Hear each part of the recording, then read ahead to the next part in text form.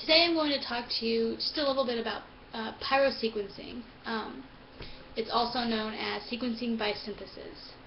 So the basics of pyrosequencing is that it's a DNA sequencing technique done in the lab, and it's based on the detection of released pyrophosphate during DNA synthesis. So as you are synthesizing DNA in the lab, each incorporated nucleotide is releasing pyrophosphate, pyro meaning fire, but in this case, the nucleotides are releasing visible light every time they're incorporated into this new strand of DNA. This visible light is then detected and it's sent into a data form, and you get to see a chart of the DNA sequencing. And overall, this reaction takes about 3 to 4 seconds. And the reason that a lot of people do this now in the lab is that no gels are required, no fluorescent dyes are required. Many of the enzymes and substrates normally used in DNA sequencing aren't required. So now I'll just go over the steps of pyrosequencing. There's 5 main steps. The first step is the sequencing primer is hybridized to a single-stranded PCR amplicon. This is going to be our PCR amplicon right here, single-stranded. And this serves as the template for the next DNA strand that's going to come. And of course you have to have polymerase, which is the blue circle, to incorporate these new nucleotides. So the next step, step number 2, you're going to go from, so to incorporate a deoxynucleotide triphosphate, polymerase once again has to be incorporated because this is what's adding it to the DNA strand. So the first DNTP that's added to the DNA strand, once this happens, once it's added, pyrophosphate is generated, it's released. So, like I said earlier, pyrophosphate is what's going to ultimately cause the light to be released. So once you go to step 3, it kind of gets a little more confusing. So we have step 3 right here. Adenosine 5' phosphosylate, APS, we'll say APS, with pyrophosphate. So like we said earlier, when a nucleotide goes into the DNA strand, it releases pyrophosphate. And with APS, in the presence of APS, it's converted to ATP via the enzyme ATP sulfurylase. So this is what converts it to ATP, and like we all know, ATP is energy. So then this ATP drives another reaction, and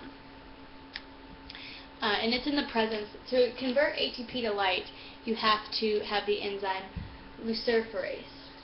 So I'm just going to write that on here. Luciferase actually converts luciferin to oxyluciferin, and this generates the light. So then after you do ATP with luciferase, you get light. The light's detected by a charged coupled device and seen as a peak in a data output. So the height of the peak, which I'll show you here, the height of the peak that's going to be on the data, this is the very first nucleotide added, is going to be proportional to the number of nucleotides that polymerase just incorporated. So let's say that it only incorporated 1 nucleotide, so it only did this high. If it did 2, it could be this high. It could be about this high if it did 2. If it incorporated 3 at the same time, it'd be even higher. So it's proportional to the amount that you add. In step number 4, you have, it looks more complicated than it really is. The only part in step number 4 is that you have the enzyme aperase continuously degrading the unincorporated DNTPs and ATPs. So spelled APYRASE. And it's doing both of these reactions right here. It's degrading all of these into their subforms. And the reason you have to have this enzyme is because you don't want background noise on your peaks. You just want to have the nucleotides that were incorporated. You don't want to have unincorporated stuff in there. And the last step is just getting your data. So this would be an example of a piece of data that you would have. So all these dNTPs are performed sequentially, and as the process continues, the complementary DNA strand is obviously being built by polymerase. And then the nucleotide sequence is determined from the signal peaks in the pyrogram trace.